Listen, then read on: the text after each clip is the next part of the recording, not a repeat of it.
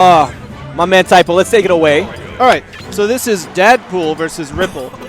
DDD is a friend of iPunch Kids. He lives really nearby, and they practice all the time. Yeah, I've actually played him earlier. Yeah, DDD has recently, as of this update, picked up Wario.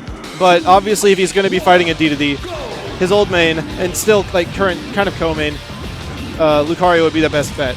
You know, and here's the thing with this character is Lucario does a great job comboing people to bits. Really, as soon as he kind of connects, he can really make some magic happen. But the problem is DDD's ridiculous. If you take him off the sides, he has 5 jumps. He's going to come back. You're not going to be able to take him off the top. And he has like the highest up B in the entire game. Exactly. On top of that. Yeah, he has this phenomenal recovery. So the way you need to finish him needs to be raw, needs to be fast, needs to be effective. So there's no retort. And I remember you can't really like gimp him or jank him out of a win. You have to earn it fair and square by getting his percent to like 200 and then finally landing a kill move. Exactly. Now there's only one way around that. And I remember talking to IPK, I was like, you're not going to be able to take him off the top or the sides until you build him up really high. I'm like, you can't take him to the side, you can't take him up. Where are you going to take him? He says, oh, I know. And that's within, and I remember that match vividly at Aftershock because he goes against Ripple, and the first thing he does, combos him, pushes him to the side, and then side Bs him, and then chucks him down. Oh yeah, immediately. The side B spike can kill DDD at like 30%, I believe. It starts killing then.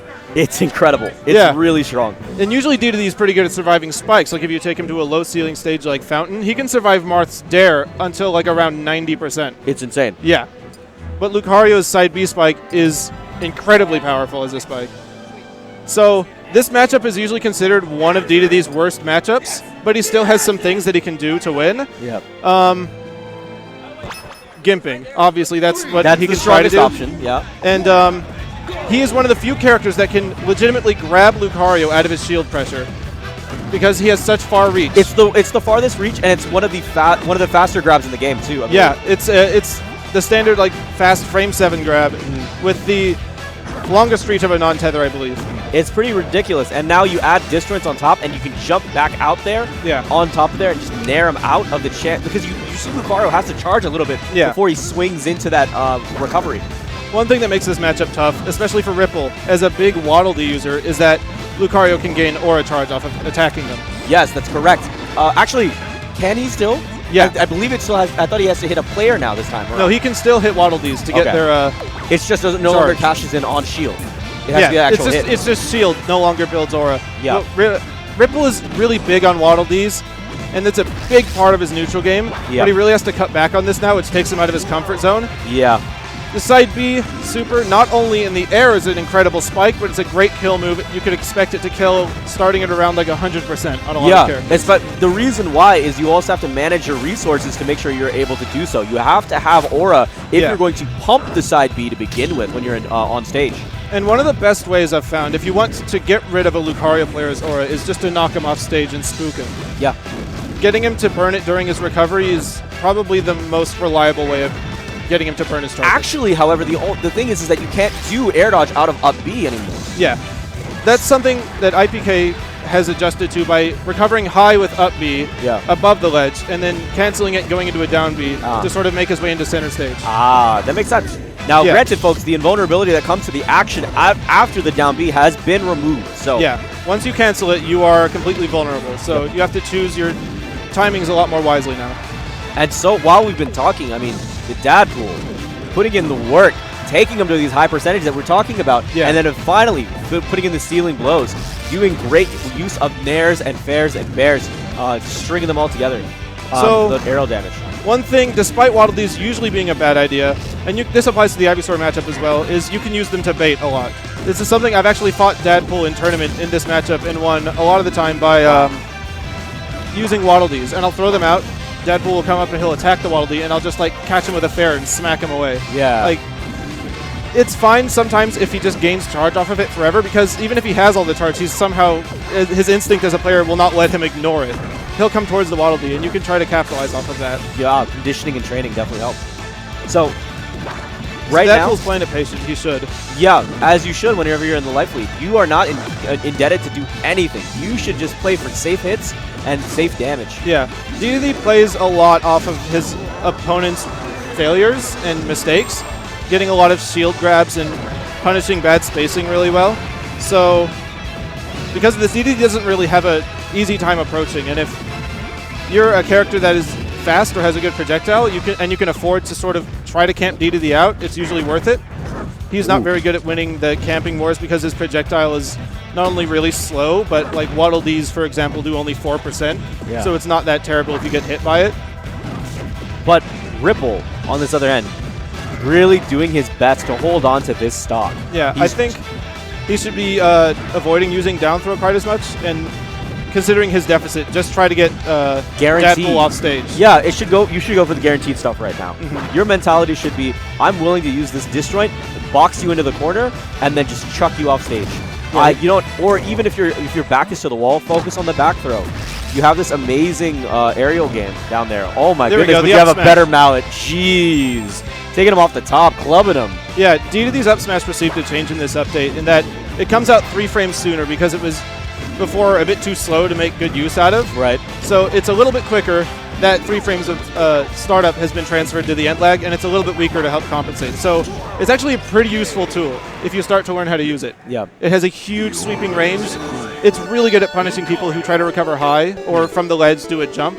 That's a big habit a lot of PM players have. Yeah. It does like 20%, I think, the up smash. You know, the other change that happened to DDD is now the range on his dare. Yeah. The one that kind of plungers down below. The hammer's raised up some, so he's holding it closer to the I believe it's mallet. 1 unit, I believe.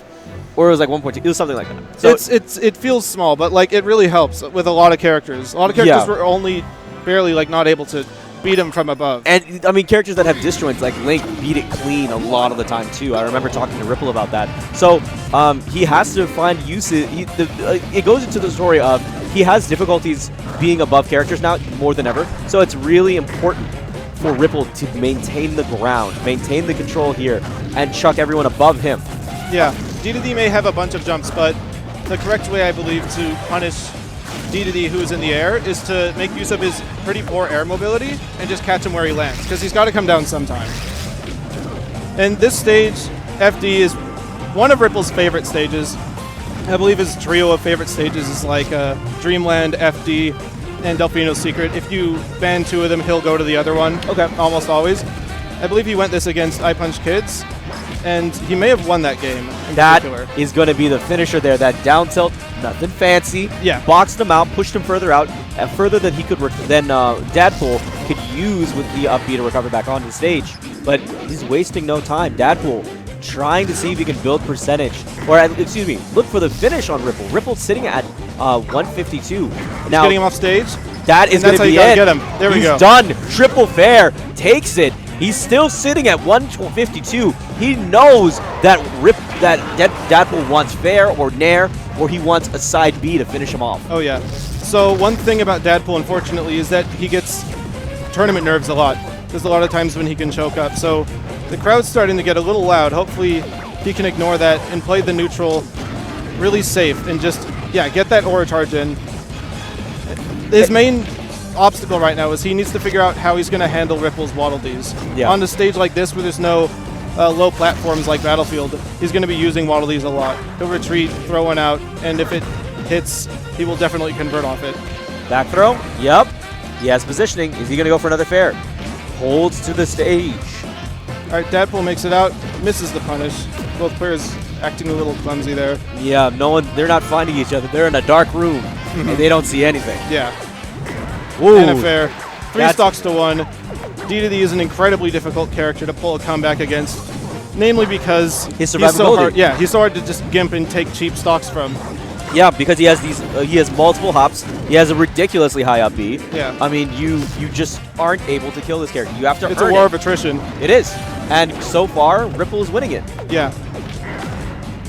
So Dadpool hasn't really made any use of his down B approach, despite it not having invincibility on cancel anymore. It's still pretty good against DDD, just because a lot of his moves have really slow startup.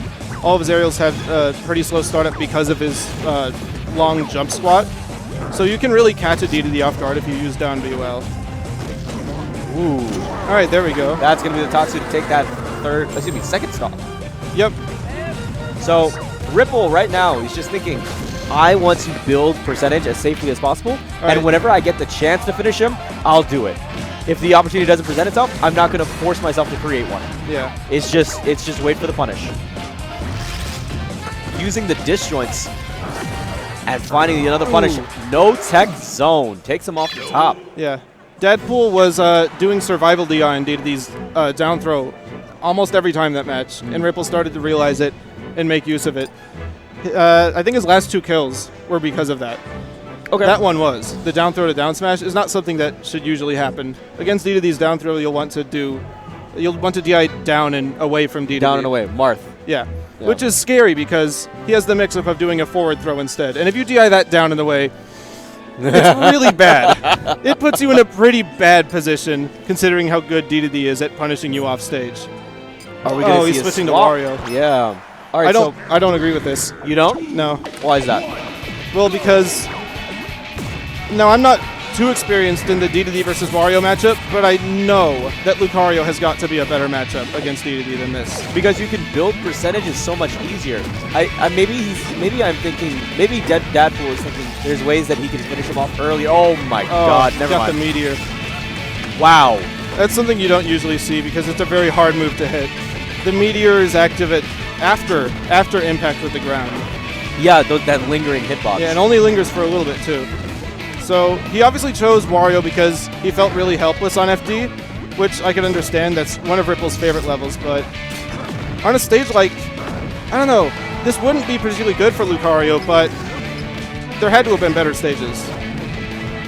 Ooh. Tries to fall off in there. Deadpool looking to see if he can at least create some sort of tempo, some sort of finish here, because he still has Ripple at $136, and it's not looking any easier. Yeah. One thing he can make use of, the big secret about DDD is he can't sweet spot the ledge. He cannot grab the ledge until he enters special fall, so that whole little animation at the top of his up B where he does a flip, he can't grab the ledge during it. His head will always poke above the stage. Right. Every time. So I believe Wario should be able to make use of that with like a down air or something, or a well-spaced down tilt at the ledge. Down tilt at the very least, right? Yeah. Down air might not kill because it's a meteor and we're dealing with DDD, but DDD doesn't have a whole lot of options to cover from above, if he's out of jumps at least. Ripple doing an excellent job of chucking forward strings together to get stage advantage, but he's also trying to use these disjoints.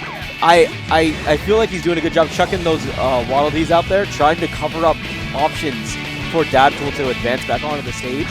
And it looks like he's doing his best now to just maintain this lead. He's caring for it. He wants to make sure it continues to grow.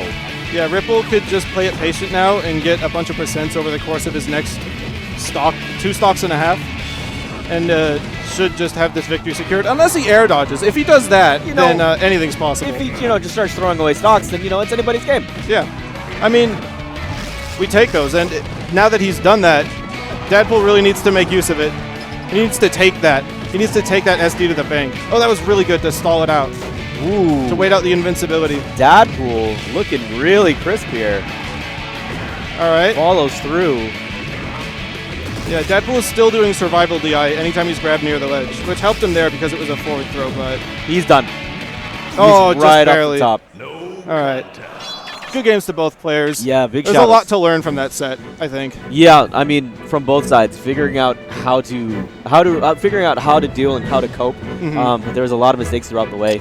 I feel like you were correct when you said I don't agree with the Wario swap because it was the gap just only grew that time around. Like maybe Wario could win the matchup, but like Lucario definitely wins. Like that I know for sure. Yeah. And I don't know.